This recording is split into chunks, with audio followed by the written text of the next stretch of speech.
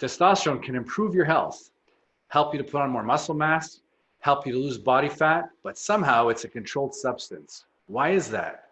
Lawyer Rick Collins is going to help explain.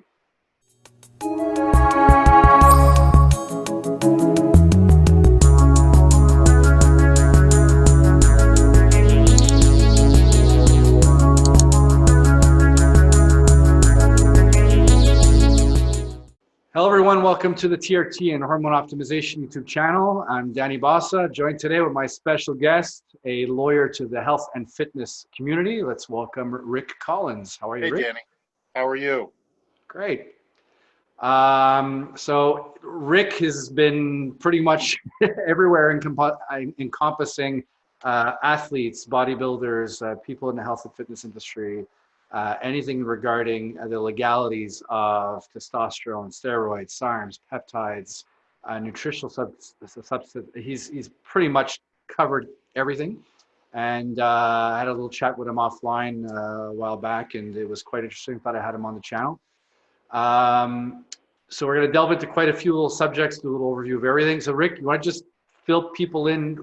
Who's Rick Collins? How did you get into this lawyer racket of steroids, and from where you came from? So I think sometimes in life we kind of follow our interests and our passions. So before I was ever an attorney or even went to law school, I was a competitive bodybuilder. So I came from the hardcore fitness realm. I competed in bodybuilding when I was in college. I was a gym manager, day manager in the gym that I was training and competing out of. So that was sort of, I've always been fascinated by health and sports and nutrition, performance enhancement. And so I went to law school. When I finished law school, I worked as a prosecutor. So my job was to put the bad guys in jail, to prosecute crimes. Did that for 5 years, got a lot of trial experience. A lot of criminal defense lawyers start out as prosecutors, and then after they get their sea legs, ultimately they go into private practice, and that's what I did. And the year that I went into private practice, and Danny, I think timing is everything in life, really. The year that I went into private practice was the year that the United States Congress took anabolic steroids, which up until that point had really been sort of this kind of super vitamin in the bodybuilding world, and then had hit headlines as a doping substance in some sports. And so Congress, in an effort to sort of enhance the purity of sports and maintain that level playing field or perceived level playing field in sports, criminalized anabolic steroids and made steroids into a controlled substance. And so suddenly the drug, which was popular among many bodybuilders and fitness enthusiasts, was now something that could get you arrested for the same sort of criminal charges that would apply to cocaine or heroin or opiates or LSD. And that was in 1990. And in the years that followed, I found that because of my connections to the bodybuilding world and the gym world, that there were a lot of people who would suddenly find themselves in the clutches of the criminal justice system. And they were very often gym rats, people who are not even competitive bodybuilders, but were doing it for personal physical enhancement and for no other reason than that. Suddenly they're in the criminal justice system. They don't know what to do. The lawyers have not the vaguest clue what all of this is about. The judges are unfamiliar with this. The prosecutors are looking it up in a book. The cops don't understand the difference between, a heroin addict and somebody who's using steroids for bodybuilding purposes. And so I wound up kind of filling that gap and becoming sort of the bridge where between the world of the gyms and the gym culture and ultimately the courts. And so I started writing about it and speaking to people about it, and ultimately started writing for Muscular Development magazine. And I've had a column there for close to 20 years, dealing with issues of kind of where the political, social, legal issues intersect with health and fitness, and what people who are health conscious, body conscious, performance conscious should think about different things that are going on in our world. And I've been writing that for a long time.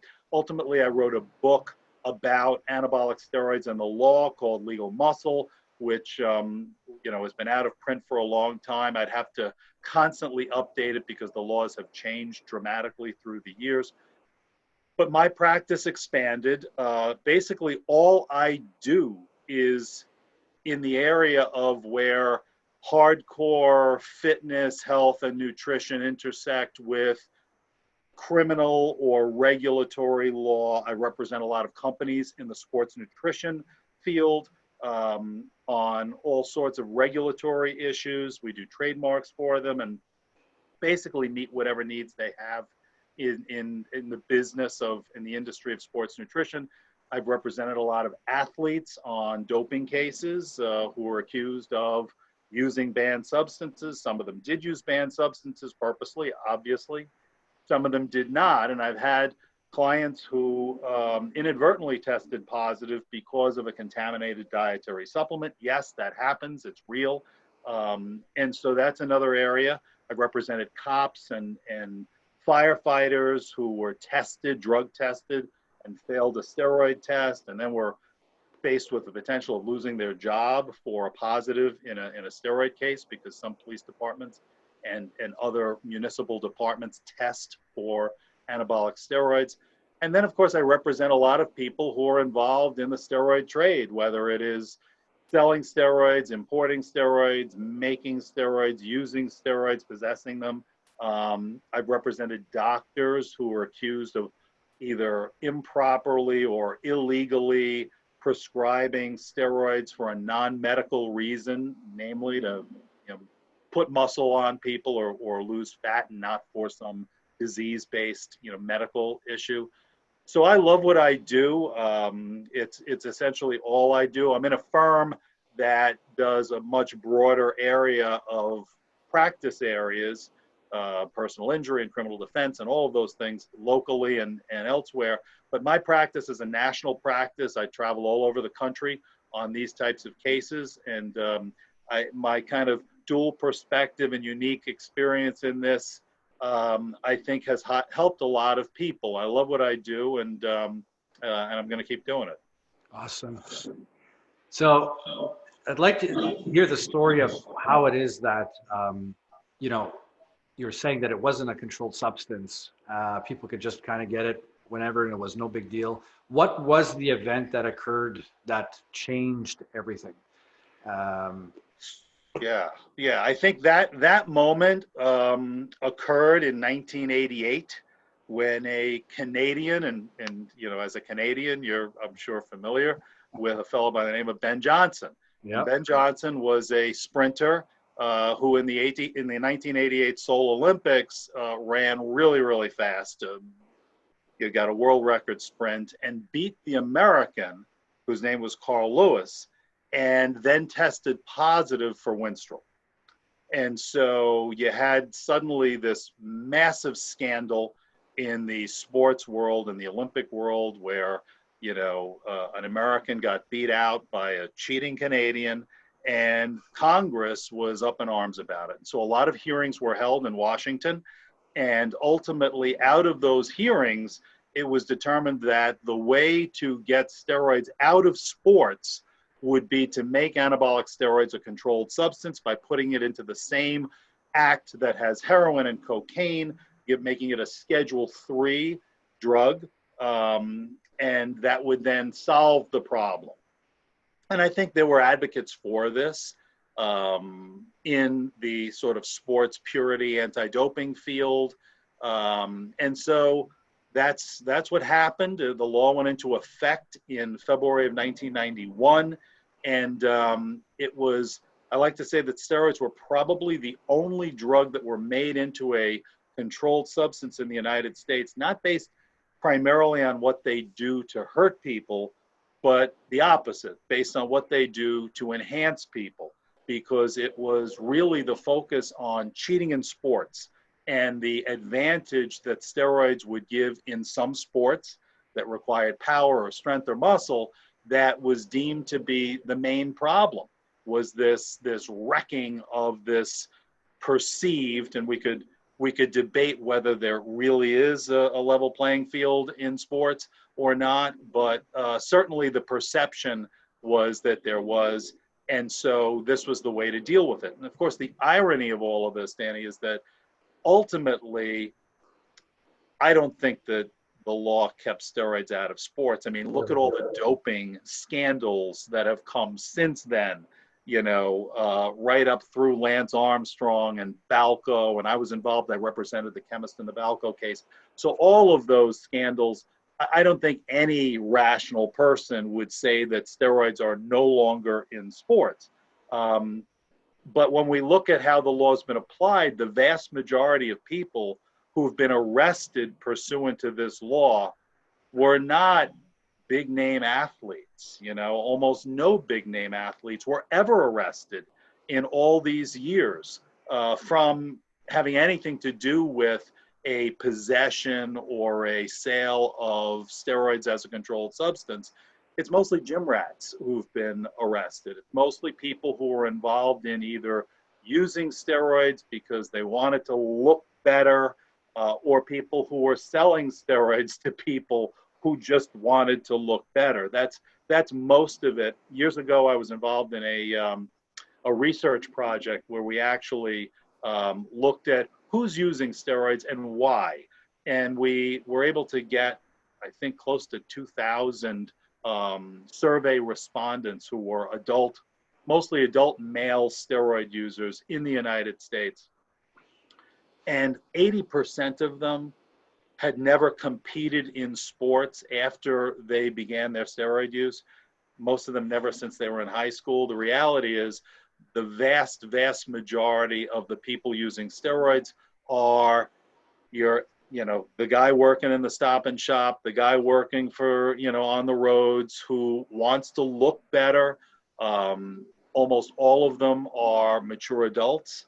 The survey actually found that steroid users are better educated and have higher incomes than the US average. So they're smarter and more successful, which is kind of counterintuitive to anything else in the drug world. When we think about heroin or other drugs, it's fear that you're going to drop out of society, that you're going to be lying in an alley with a needle in your arm and unable to care for your family. And steroid users are actually, by our survey and validated in other research, actually quite productive, otherwise law-abiding people. The vast majority of my clients who are involved in the steroid trade are people who've never been arrested for anything else. They're law-abiding folks who have made the determination that steroids were good for their bodies. And obviously there are medical risks and health risks to anything, particularly if it's outside the context of a medical, supervised relationship with a doctor and FDA approved products. Getting black market stuff over the internet has its own problems, obviously. And there are good reasons why drugs should be in the hands of physicians, and that would include anabolic steroids. But the vast majority of folks who are involved in it are otherwise law-abiding people and who have made the choice that this is good for their bodies. So it's the question, I can understand that they said, well, we want to make sports fair. So we're going to make this illegal in sports, and if you're caught, you're out and you're prosecuted. I can get that. Meanwhile, now every single athlete cannot compete at the highest level without taking it.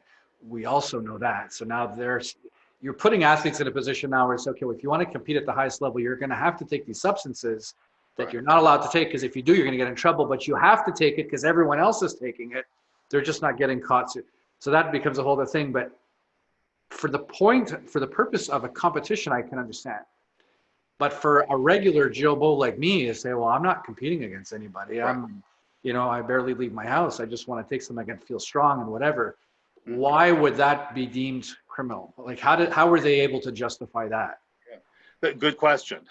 You know, certainly the libertarian perspective would be why should I have to follow doping rules in sports? You know, there was a time when caffeine above a certain concentration would fail a doping test in sports in the Olympics. So that if you were competing in track and field, and before your competition you drank, you know, 7 cups of Starbucks, you know, venti, you know, turbo coffees, and then ran, and then you provided a urine sample, you would have had your gold medal taken away if you won that race, and you would be forever deemed a cheater. And look, I can understand, I guess, that if you know that that's the rule, and you go ahead and drink those 7 cups, you've made your choice. Maybe you didn't think you'd get caught. Maybe you didn't think they'd test you, whatever, but you're kind of, you essentially have a contract that if you want to compete in that sport, that you have to abide by the rules. And that's it, whether we agree with the rules, whether the rules make sense. There are arguments certainly as to whether the rules should be the rules. But if they are, then you've kind of signed on to them. But I think most people would take the position that if I, as a non-competing athlete, want to have 20 cups of Starbucks coffee in a day, probably not the healthiest, but if I decided to do that, in the same way that I could decide to smoke 2 packs of cigarettes or drink a quart of scotch, or, you know, or eat every meal in a fast food restaurant until I, you know, force myself into a pre-diabetic state. If I want to make that choice, how is the government possibly telling me what I should do with my own body?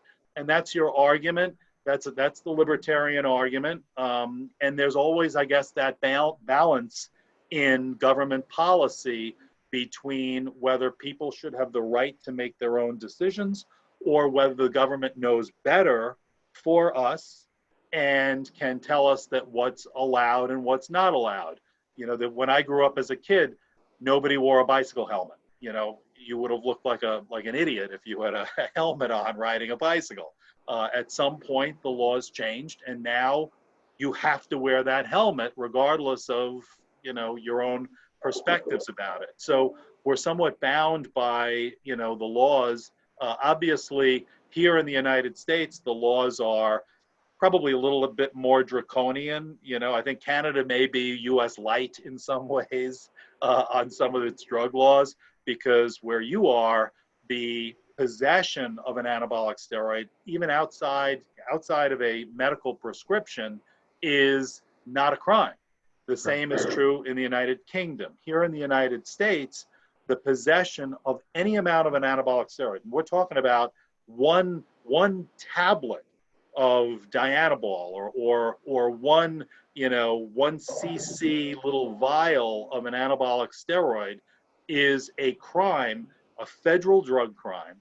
And every state has its own controlled substance laws. And there are many states that make just that any amount, 1 pill, a felony.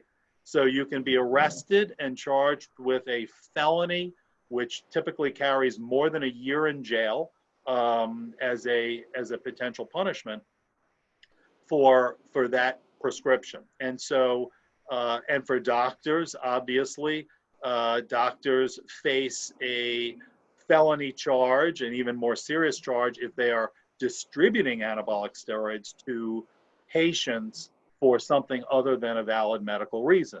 And, you know, some states have actually codified that bodybuilding and sports enhancement and muscle growth are specifically not valid medical reasons to be prescribing or distributing anabolic steroids. So, so doctors have had sort of a disincentive to be involved with steroids. There's, you know, in recent years, obviously TRT has built some steam up, and we can talk more about TRT, which still to some degree is stigmatized by that cheating context, by that idea that steroids are cheating. No matter how good the research and how strong the science supports it, there's always that kind of, rein pulling that occurs on it from a policy perspective. But that's sort of the overview of how steroids have been demonized through the years, primarily because of the sports cheating context. Unreal. So let's touch quickly on testosterone itself. So everyone knows testosterone is just a hormone made in the body. How can you tell me how they came across being able to say, well, if you're taking it exogenously, that's a controlled substance, even though it's something made naturally? Yeah, it's somewhat of an irony. It's somewhat nonsensical that the possession of testosterone is a crime when every man and woman and child that's ever lived has it coursing through their veins.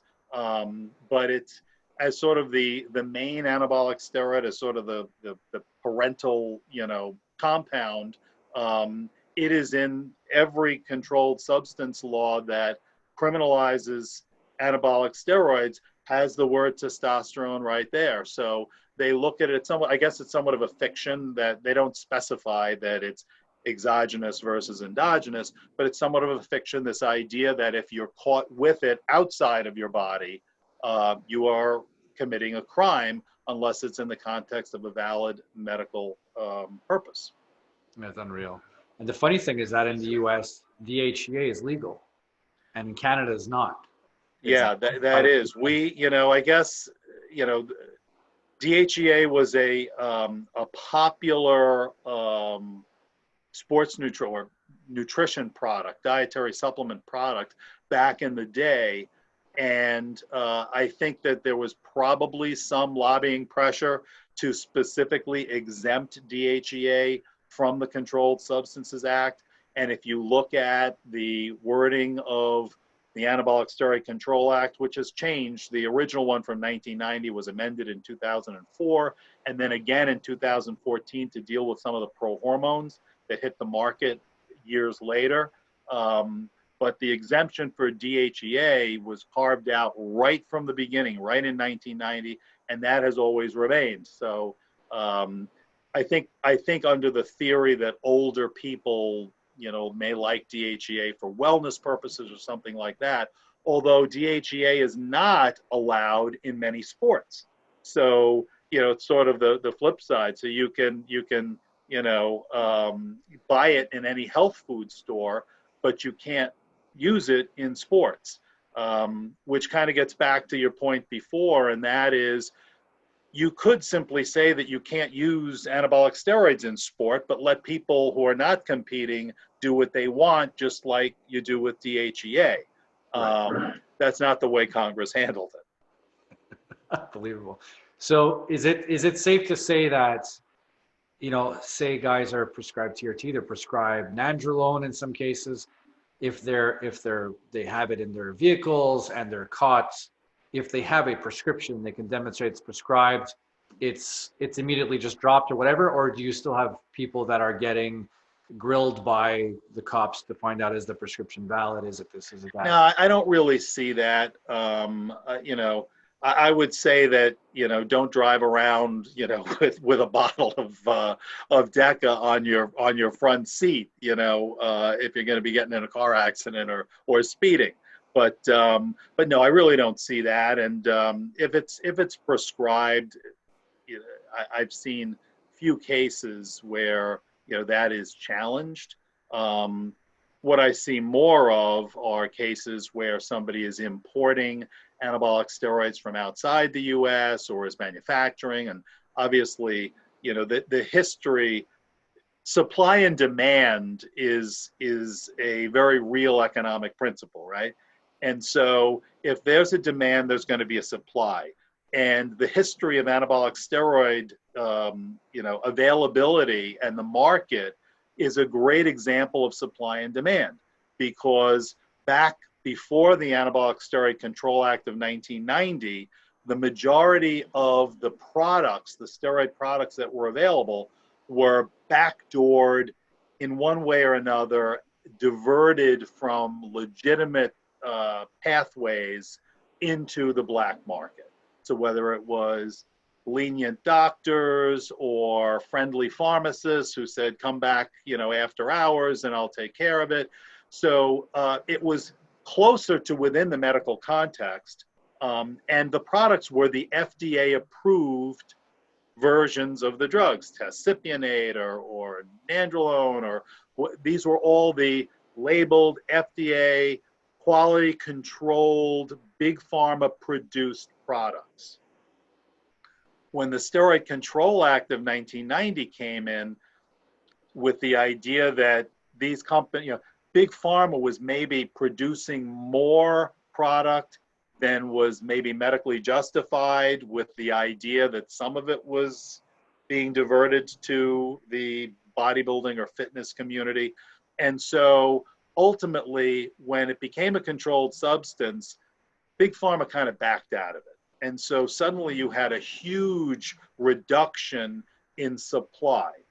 What happens? If the demand is high, people still want, there'll be somewhere the supply is going to come from. And so if you remember back in the day, suddenly there was this huge influx of veterinary steroids that came from across the border from Mexico, with pictures of horses and farm animals, as if these things were being made for animals. Obviously, they were being manufactured for human use, but in Mexico, and labeled in that way to maybe get around certain restrictions on import and have lesser restrictions for veterinary drugs than other drugs. And so suddenly you had enough steroids to juice up every horse, cow, pig, dog, cat, and hamster in America, right? And so then when interdiction and authorities said, hey, we need to take some action on this now, and they kind of closed that pathway, then suddenly you started having products coming from Europe and from Asia coming in and as finished products. Then, of course, they got wise to that. And so, especially since 9/11, a lot more scrutiny of international mail parcels. So now those are getting cracked down on.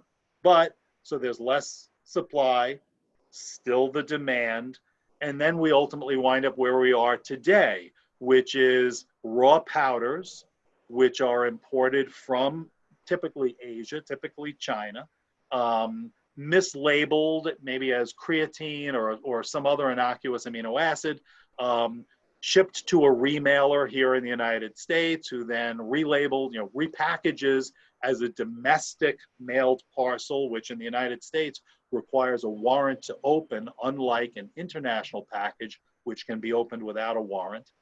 And then it winds up in the hands of some kitchen chemist who then takes that powder and esterifies it using a carrying oil and some sodium benzoate, benzyl alcohol, and cooks it up and heats it up and suddenly slaps a label on it from a home printer and markets it on Instagram or on Reddit. And so now you have, instead of, you look back where doctors and pharmacists were at least tangentially and sometimes more substantively involved in it back then, and the products were FDA approved quality control products. Now you've got no doctors, you've got no pharmacists, you've got no FDA approved products, you've got products that are sourced from China and made in somebody's kitchen or basement with quality control that might be good or might not be good. And I've represented many underground lab chemists, and some of them are meticulous and their quality control is fantastic, given that they're working in their kitchen. It's fantastic. Others are not so good. I've had situations where drugs were mislabeled, and even the chemist thought that a particular product was one molecule, but it was really a different chemical. And so the end users may not even be getting what they intended. There's also the potential for contamination and bacteria. So, you know, the more the government got involved in trying to crack down on the steroid problem, the bigger the steroid problem became. And the black market is actually larger now than it ever was before Congress got its hands into trying to fix the problem. I'm not sure what we're expecting to accomplish with this, but is it?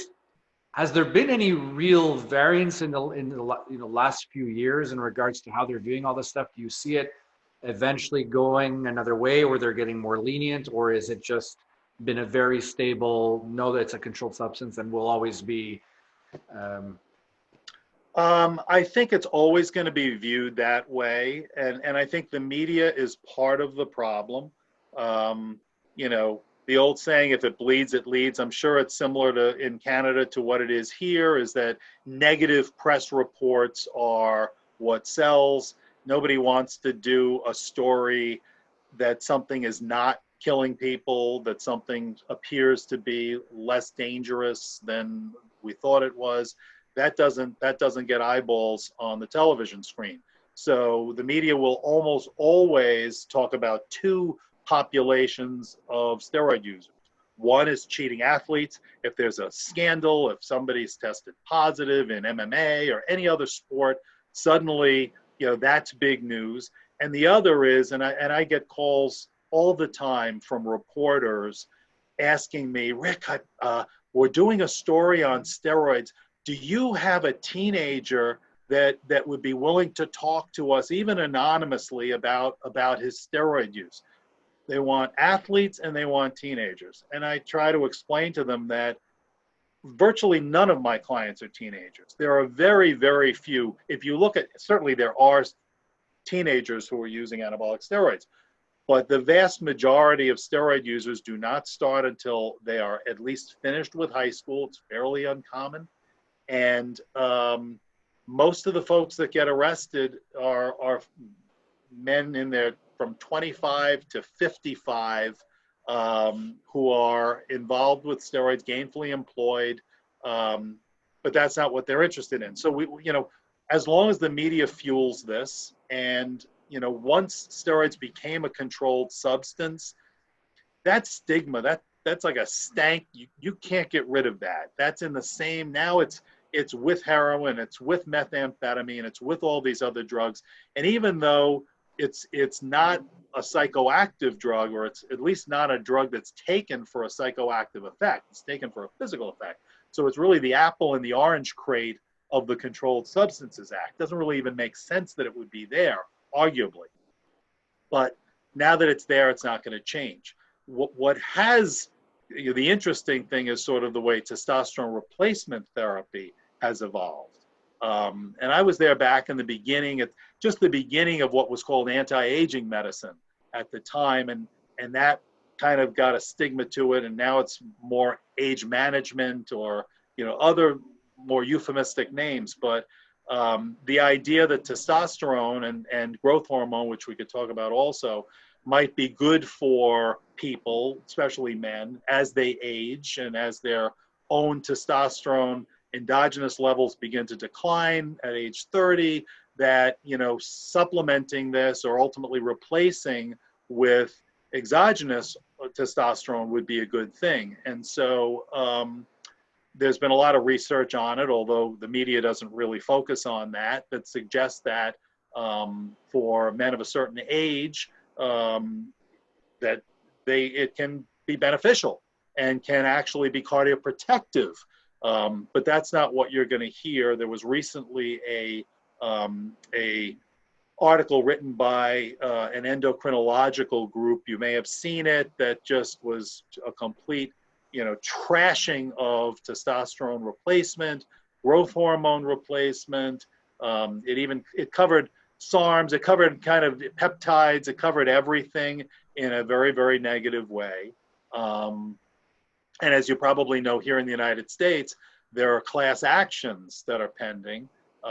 There's a whole huge class action debacle in Chicago based on the, number one, the marketing of testosterone for what's claimed to be not a medical purpose, namely this low T, this adult onset hypogonadism, which the plaintiffs in those cases are claiming was a made up diagnosis and not really a valid medical thing.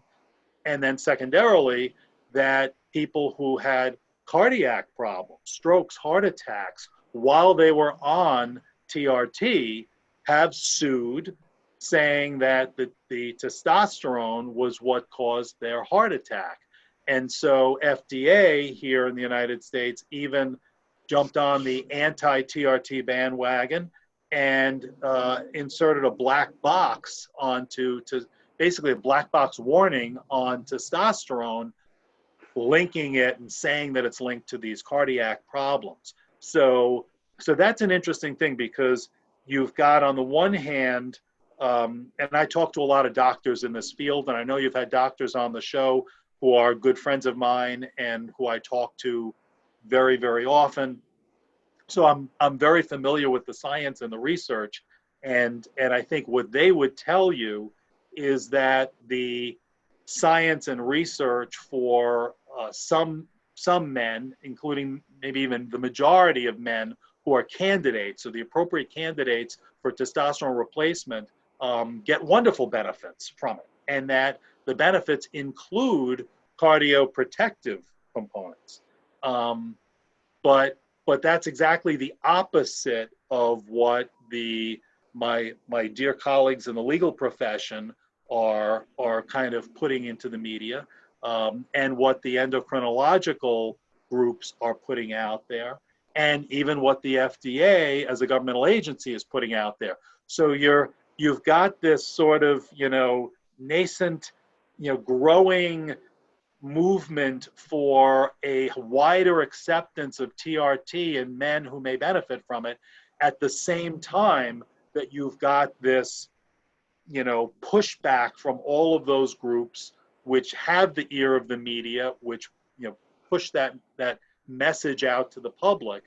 And so it's kind of a conflict, and how that is going to play out in the years to come is going to be very interesting to see. I think the common consensus is, the guys like me in these, Facebook groups and the forums or whatever, once we've learned enough about it, we can't really come up with any other argument other than they want us to be sick, because that's when the pharmaceutical companies are going to make their money selling us their, anti-diabetes medications and their heart condition medication, right, and their, this medication and that medication. I've heard that argument. It's a pretty dark. I mean, if true, that's a pretty sad, thing to digest. I agree. There's also a second, factor too, and that is that testosterone, all of these esters of testosterone, cypionate, enanthate, they're all long off patent. Mm-hmm. So there's really no money to be made from them.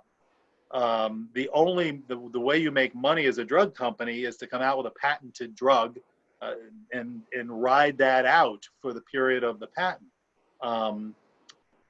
There's none of the testosterone esters are there. And so what you will see sometimes, the only new drugs in this area are based on application, novel application, how you apply it. And so you've got, androgel and these other, creams and gels, which were then Big Pharma got involved with because the patent was not in the drug. The patent was in how it was applied. There was some research, I think, into everything from, sticking testosterone up your nose to, there's obviously buccal patches and buccal lozenges, and if there's a way of sticking it in your ear, that could be patented and had got into your body, we'd probably see that too. But there's not enough money in the old-fashioned esters of testosterone for Big Pharma to have much of an interest in it. Yeah. So at the same time, the argument could be made that, there's no money to be made or we don't want to make it. Well, someone wants to make it. Someone is making it. Right. Let them make it. And, it's no skin off your back type of thing if you don't want to make it. But, they're really doing everything they can to ensure that you can't get it. Just look at the lab ranges that, I remember just when I started TRT about 5 years ago, the lab ranges were a hell of a lot higher than they are now. Now the bottom of normal, the bottom of the clinical range, if you will, has gotten to be so unbelievably low that virtually nobody is gonna qualify for being below the range. You'd almost have to have no testosterone. And even the people that are below the range are often being told by the doctors, and I'm a prime example of this. My doctor told me, you're not below the range enough to justify me writing you this prescription because I could get in trouble. And this is the thing for all the doctors. clinics. One of the problems, I think, Danny, is that doctors receive a lot of their information once they're out of medical school. It's really the big pharma that educates them, right? And so they're educated about the newest drug that's come out. They're educated about drugs that the pharmaceutical companies are going to make money from. Nobody's educating them about testosterone, because your basic a 10 cc vial of testosterone, there's no money in that. Nobody's going to be trying to educate physicians about that. So they receive very little training in it. They have very little knowledge of it. What they see the same media reports we see about heart attacks and class action lawsuits and black box warnings from FDA. So they're just as misled, I think, as anybody else. And I think, I have a lot of friends who are doctors who are not within the enlightened circles as well. And they're shocked to hear some of the studies and some of the information about testosterone. It never trickled to them at all. And so, yeah, that's definitely an issue and a problem. Yeah, the doctors that have come into we have a Facebook group, same name as the channel, TRT and Hormone Optimization. They get invited sometimes by, members. You got to come and check it out. And I'll get messages saying, we were never taught this. In medical school, it's you've got this ailment, you prescribe this drug. You get this, you prescribe this drug. You get this, you do this. But this is not something that is taught. It's a craft, if you will. It's an art of learning how these things work, and there's very few doctors that get it. And I think it'll be years before people open their eyes and realize, okay, it's kind of like we're thinking about, eggs were bad for us, and we kind of know better at this point. Most of us are taking it to prevent all of these things down the road. And it's pretty much one of the best, with the exception of, diet and exercise, having your hormones no question. But you do have pushback as a result of all of these things we've talked about. And I have represented doctors who have been targeted for prescribing testosterone or other anabolics outside the scope of a medical prescription. And so, and I remember sitting in on, I'm sitting in one hearing, and the doctor was was not an endocrinologist, but had an age management practice.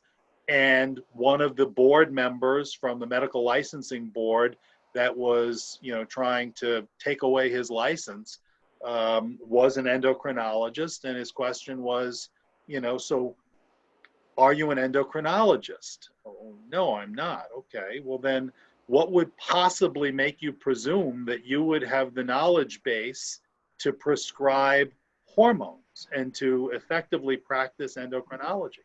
And the guy had, obviously had gone through extensive age management courses and training and clearly understood testosterone and testosterone prescribing far better than that endocrinologist. Most endocrinologists, as you probably know, deal with thyroid issues. They really don't know much about testosterone, frankly. But yet the media will go to them. They have the ear of the media. They have the ear of the FDA. They have the ear of, the class action lawyers. And so unfortunately, a doctor can be, you know, unfairly targeted for prescribing testosterone.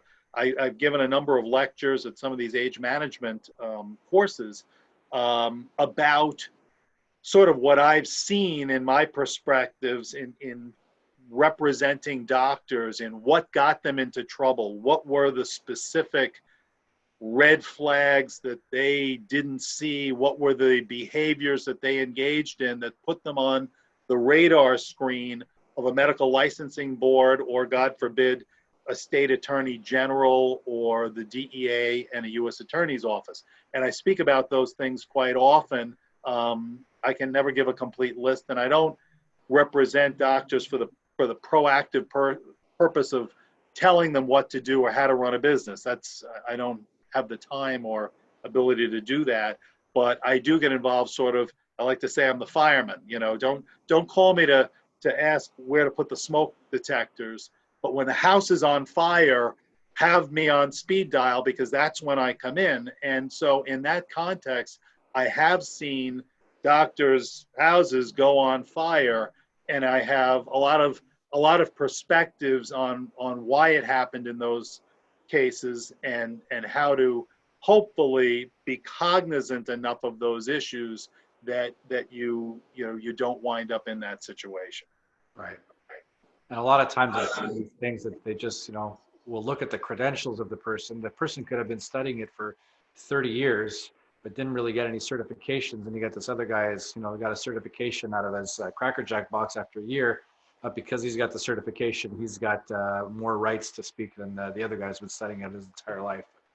That's another ball of wax I see all the time. No question. A lot of times it's the whose penis is bigger than the others with their credentials, and sometimes these right. Well, really I think there's a certain territoriality by the endocrinologists that we're the guys, we're the endos, we're the hormone people. And now we have allergists or, emergency care doctors who are now, intruders in our territory, in our space, and we don't like it. And so we're going to do what we can to sort of force them out, Mm-hmm. And it's unfortunate, considering the knowledge of man is right at my fingertips. Right here, I can learn anything I want. Right. But if I didn't go to school for it, apparently my knowledge isn't worth anything, which is it's just crazy. Do you want to touch lightly on? We were discussing a little bit offline. Let me just touch lightly on your thoughts on the legalities with the peptides, with the SARMs, with growth hormone. You mentioned growth hormone during the video. I thought maybe there was something you wanted to bring up there. Sure. So when getting back into a shorter history lesson, when steroids were made into a controlled substance in 1990, there were a number of advocates who were saying that growth hormone should also be classified as a controlled substance because of the athletic cheating potential. And even though to be a controlled substance, there has to be a potential for dependency and abuse, sort of an addictive, some evidence of an addictive potential. Obviously, it didn't exist for growth hormone, but that doesn't necessarily stop people from, politicians from doing what they want to do. But a number of pediatric endocrinologists said, no, you can't make growth hormone a controlled substance. It'll stigmatize the children with short statures. And so Congress, instead of making it a controlled substance, put it into a different law that effectively allowed it to be prescribed in a much more limited way, only for legitimate medical uses. And so growth hormone is the only drug that, according to FDA, can only be prescribed for a authorized use. And there are very, very few authorized uses. So you have sort of this, interesting sort of split between what the law says that growth hormone can be prescribed for and what maybe growth hormone might be good for. There's a study going on now that Mark Cuban has been funding using growth hormone to potentially speed up the repair after knee surgery.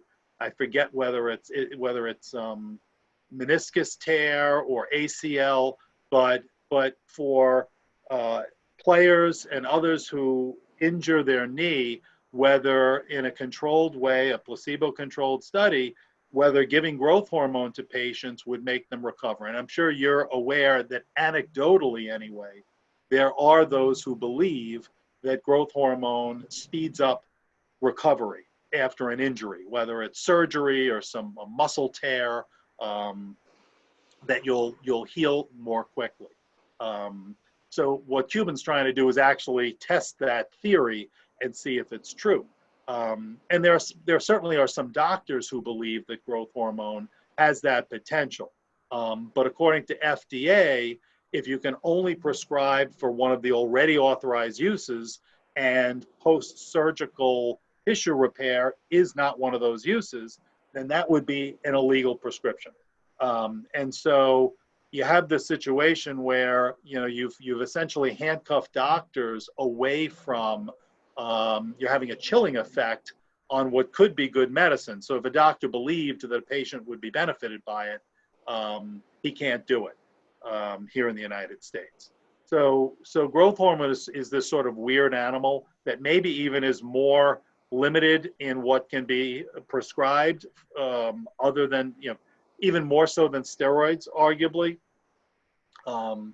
With respect to peptides, again, similarly, there are reports that some peptides have abilities to speed up healing, shoulder injuries, elbow, tendon tears, tendinitis. There are a number of peptides which, there's some research supporting, and lots of anecdotal support for these things being good. Some of them are prescription drugs, but many of them are not prescription drugs. So you've got these chemicals that may have promise from a medical application perspective, but they're not approved by FDA. And in the United States, FDA is sort of the gatekeeper of drugs. And so if you want to prescribe a drug or dispense a drug or distribute a drug, you got to go to FDA, and you've got to show phase 1, 2, and 3 clinical trials and ultimately get the drug approved for a specific use, which you can then market it for or prescribe it for off-label purposes. If you don't go through that process and you just take that compound and start giving it to people and prescribing it and dispensing it, well, you are introducing a misbranded drug into the country, into the patient base. And that's problematic. And I've yet to see a lot of activity in terms of prosecutions or things like that of doctors in this area. And I think doctors are, have a pushback against the idea that if this is good for a patient, why does some bureaucrat in an alphabet agency tell me what I can and can't do with a patient? But it can, because FDA has the authority to approve drugs, and the government can look at these sorts of prescriptions as introducing unapproved drugs into the marketplace. So those are problematic. The same is true with some of the SARMs, which are selective androgen receptor modulators, and have become popular in some ways either as dietary supplements, labeled as dietary supplements. There have been SARMs that have been sold in health food stores. I've seen them on shelves here in the United States. Ostarine, Andarine, and some of the other SARMs, even though the definition of a dietary supplement in the United States doesn't include synthetic chemicals like SARMs. So they're mislabeled. You can't sell SARMs as dietary supplements, but that hasn't stopped some people from doing it. And I've actually represented some people who were prosecuted for doing that here in the United States. The other way that SARMs and peptides have been hitting the market is for research purposes only. And you may be familiar with that sort of, there's a marketplace. It's existed for 20 years, Danny.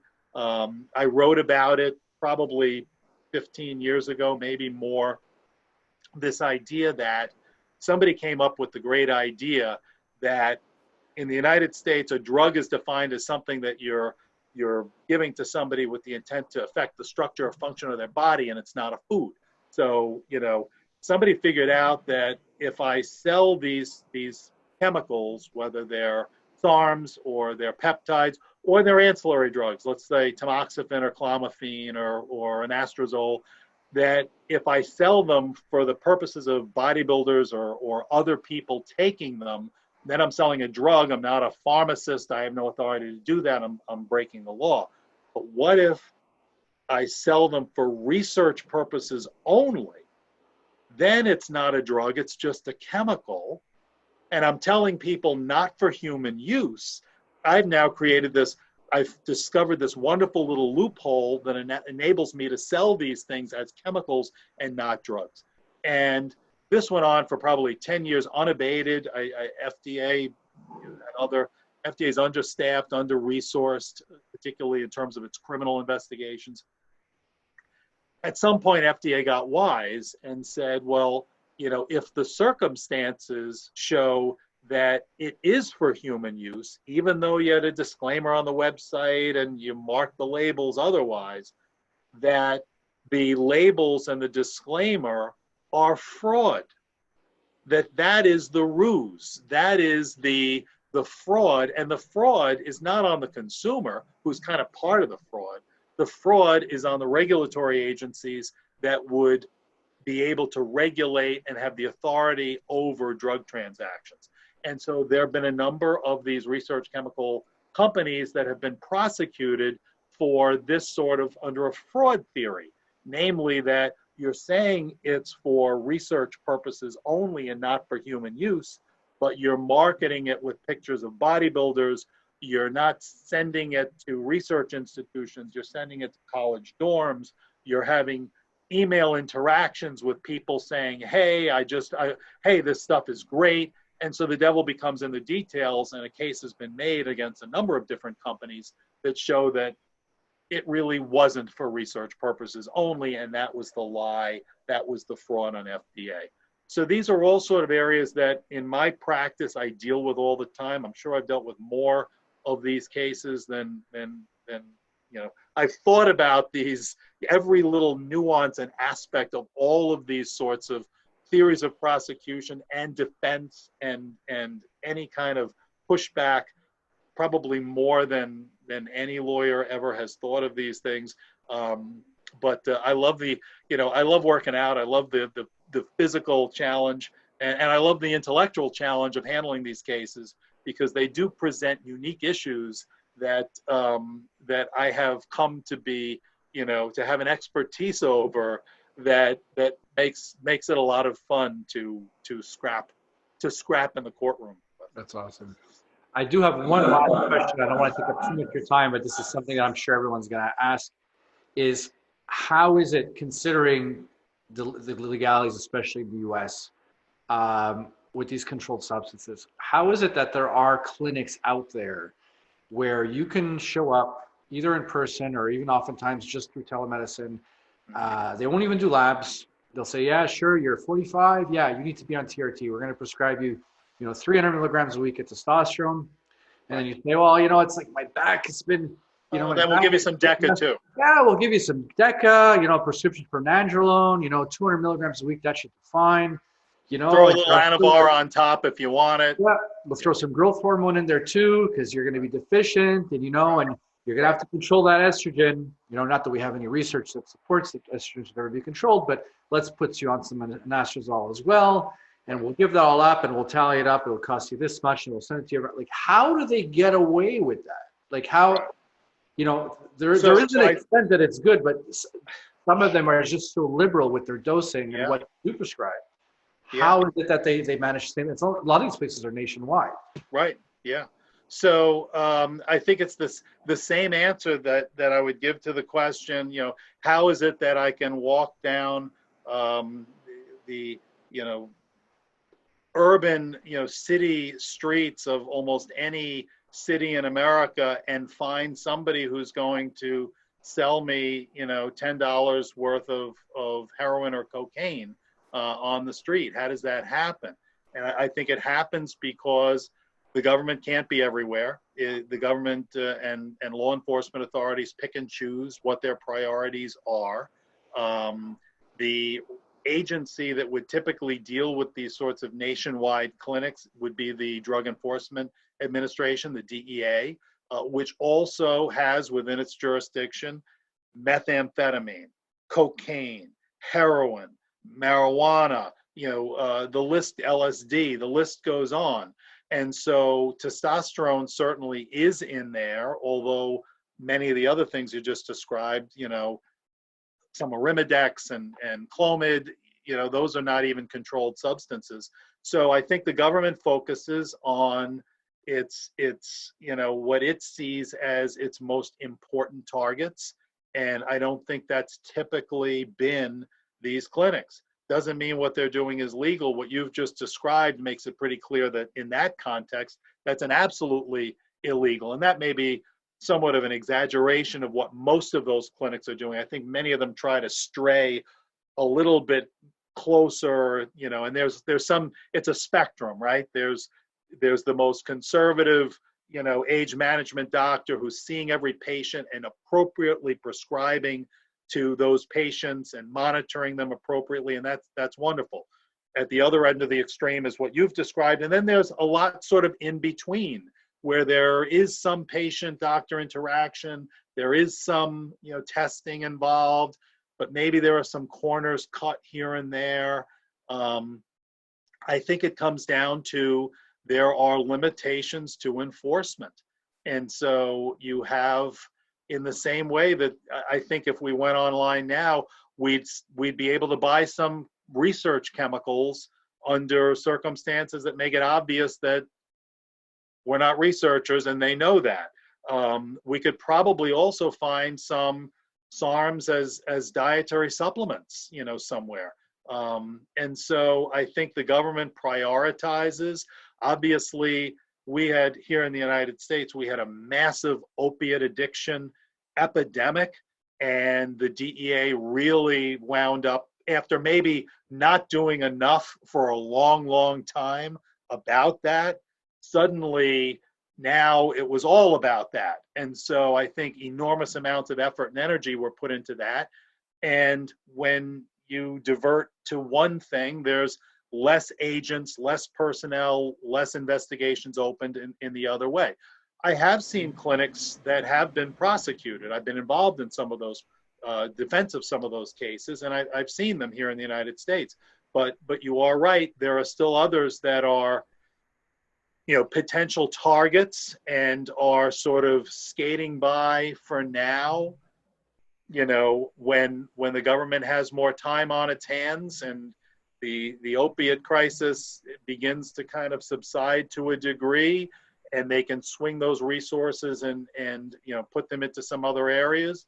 Absolutely. And that's, I don't think there'll ever come a time where I'm not busy.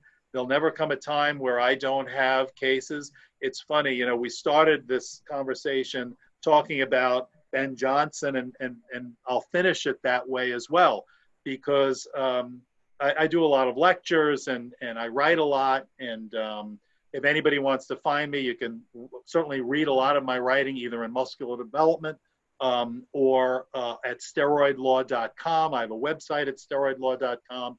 And so, or rickcollins.com. I'm active on Instagram, rickcollinsesq, so you can find me there, or on Twitter. So I was speaking a couple of years ago in Canada, actually, at a conference in Canada, and I was on a panel with Ben Johnson. Was this at Swiss? That was at Swiss. Okay. And Dr. Ken is just, if anybody wants to go to an absolutely phenomenal conference, the Swiss conference that Dr. Ken Kanakin runs in the Toronto area, is just fantastic. Due to our COVID-19 situation, I don't think we're going to do it this year. It's usually in the fall. I think it'll be next year. It'll be in 2021. But everybody, just unbelievable. So I was part of a panel with so many other esteemed. Dorian Yates was on the panel, and you know, so many icons, and you know, and I met Ben Johnson so for the first time, and he and I were chatting, and you know, I basically told him that he was really responsible for my livelihood and for my ability to feed my family for the last, you know, 25 years or close to 30 years, because it was that scandal more than anything else that was the catalyst for the war on steroids in the United States, which ultimately needed a, you know, somebody to push back on and defend against. And that became ultimately what has kept me busy for the last close to 30 years. So he laughed, and we were chatting about it, and so that sort of is where I guess I owe my practice to Ben Johnson, and I highly recommend coming in to Swiss, seeing Dorian Yates there, and John Meadows, who I think who also has been on the show, and we had a panel of so many people there. I just did a at the Arnold, which is weird this year because the Arnold was sort of half. The Arnold Classic in Ohio was which is another, we do an educational symposium there, and I was there with Eric Serrano and Dr. George Touliatos, if you know who Dr. George is. So we had some fun doing it, and just great people. And Dr. Serrano has been up to Swiss as well. So hopefully I'll see somebody, you know, I'll see a bunch of you who are viewers to this at the next Swiss in 2021. Yeah, I was telling everyone about it. I was supposed to go with my wife. We were going to head down. A bunch of people are going down. Ken is tentatively reschedule it for the spring of next year, from what I was told. But I am looking forward to going.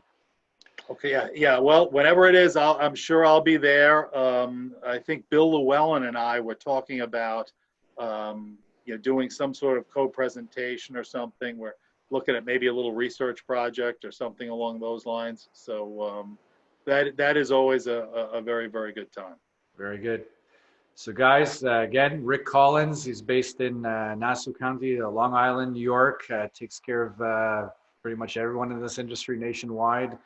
Do you get, just out of curiosity, do you get any clients from outside the US, or just because the laws differ there, it doesn't? No, I have. I've had clients I've had Canadians, actually. I've had some Europeans who've gotten jammed up on different issues.